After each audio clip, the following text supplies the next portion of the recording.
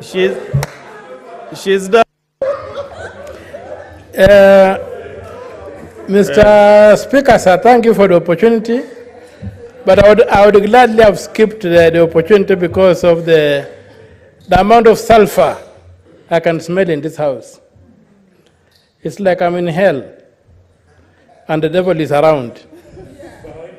Behind me, yes. It's a pungent smell of sulfur in this house. So, the report before us is not a gender issue.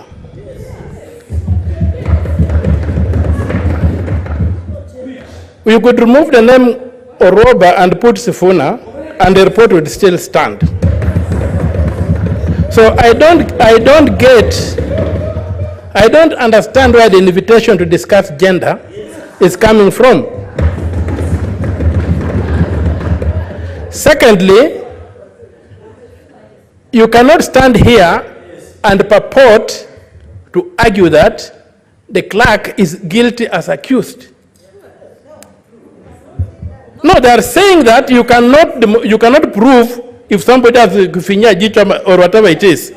So you are saying that once an allegation of sexual misconduct or sexual harassment is made, it is proven. Honorable Sifuna just demonstrated to us how somebody has suffered on false allegations. Senator Oroba was given a chance to defend herself, and I followed these discussions keenly, and I want to submit that if you go to the record, sexual harassment came at the tail end. This allegation of sexual harassment came at the tail end, and I wonder how the sexual harassment would then happen after it had been alleged to have happened, had been alleged. So let us sober up and debate what is before this house. Also, two wrongs don't make right. Because somebody else misconducted himself or herself, it doesn't mean that we should misconduct ourselves. We must know that when you go on social media, do billboards, and some of the hashtags were impeach, nyegenye, and do whatever, this was totally uncalled for. There had been no report to law enforcement about sexual harassment. There was no recollection in this report that an OB number was obtained alleging that the clerk had sexually harassed Senator Oroba or any staff member or any member of the secretariat had done that. So I would request that as we contribute, we should also respect the right of individuals to a good reputation which is in the Constitution. Let us not come here and make pronouncements that have no evidentiary support. We live in a country that is governed by the Constitution which prescribes due process. Due process was accorded to Senator Grolia Oroba to defend herself. And anywhere, if you don't defend yourself, you lose. So let us not come here and cast aspersions and make grave allegations against innocent people. In this country, you are innocent until proven guilty. So what I'm hearing on this floor is demonic, satanic. We cannot allow it to continue. So whether you are a woman or a man, take it out there. Senator, we did not choose. Senator Okiya, kindly use parliamentary language. I thought the word demonic and satanic. There is no honorable senator who can be satanic. No, I said what I hear. Be demonic. I said what I was hearing. Yeah. There is no satanic or demonic senator. There is no senator who can even try to demonstrate with satanic ways and how. No, but they can utter satanic and demonic words. Use very nice parliamentary language. You are doing so well. I'm guided. Just use the I'm guided. right language. I'm guided, Mr. Speaker, sir. So, Mr. Speaker, sir,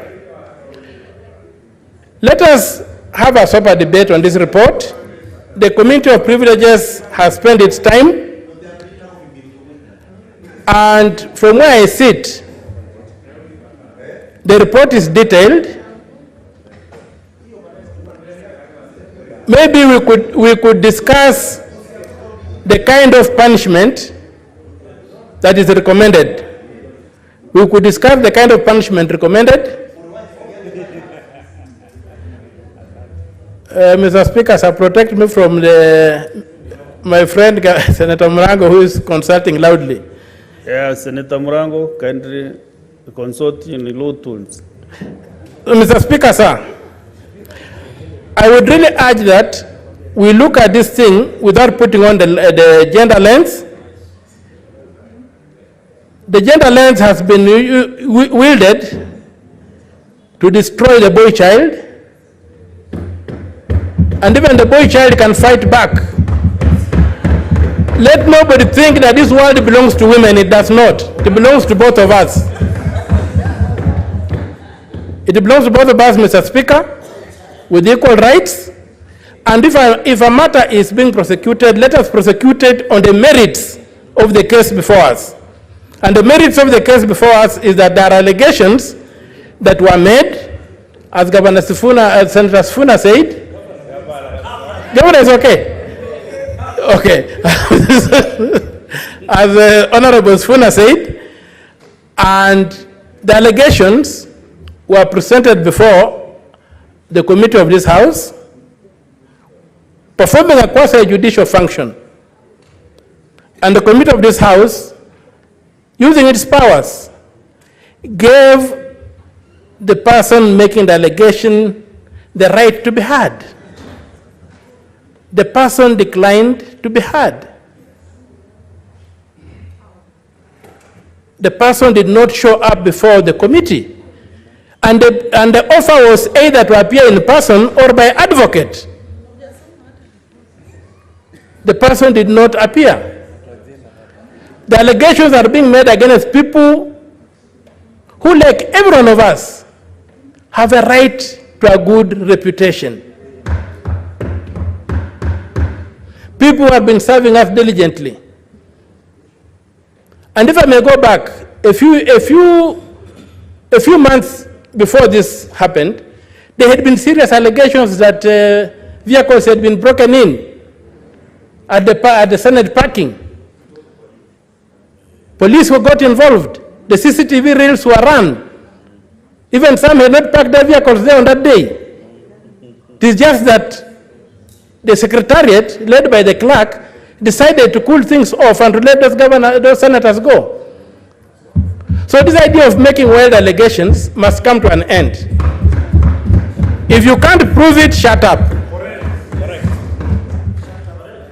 And to say that it's impossible to prove this kind of thing is not true with the kind of technology we have today. With keyhole cameras, even sunglasses like the ones worn by the indomitable senator of Nandi can be used to record things. So I really think that what we should really concern ourselves is the kind of sanctions that have been proposed against Senator Grolia Oroba. I think they're a bit draconian. We can shorten the term and make an apology. We come from a tradition like that says that when you bite your tongue, you cannot spit out all the blood. You may have to swallow some. So let us swallow some of the blood. Let us punish, not to kill, but to correct. And I think that as a house, we owe it to ourselves to be our brothers' keepers. And I use the word brothers to include even women, but that's how the idiom is. You cannot modify an English idiom. So don't accuse me of being gender biased when I say it will be brother's keeper. What happened in the, at the creation time, it was two brothers who fought. So I pray that I support this report. I pray that we adopt the report, but we modify the punishment. And I would recommend that the period of suspension be shorter, and that the apology be rendered not just to this House, but to the members of staff who are maligned. I think Mr. Nyegenye deserves a direct apology, a written apology, not just the House, because the House was not insulted.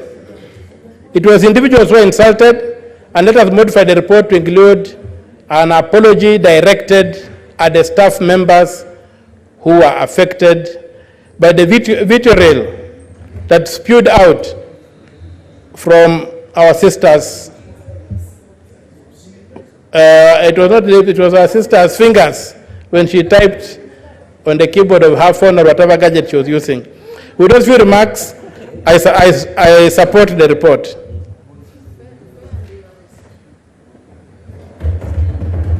Senator Tobiko Pelis.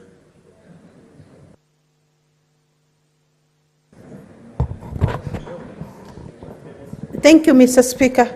Mr. Speaker, I thank you for this opportunity, and I arise to reject the report, Mr.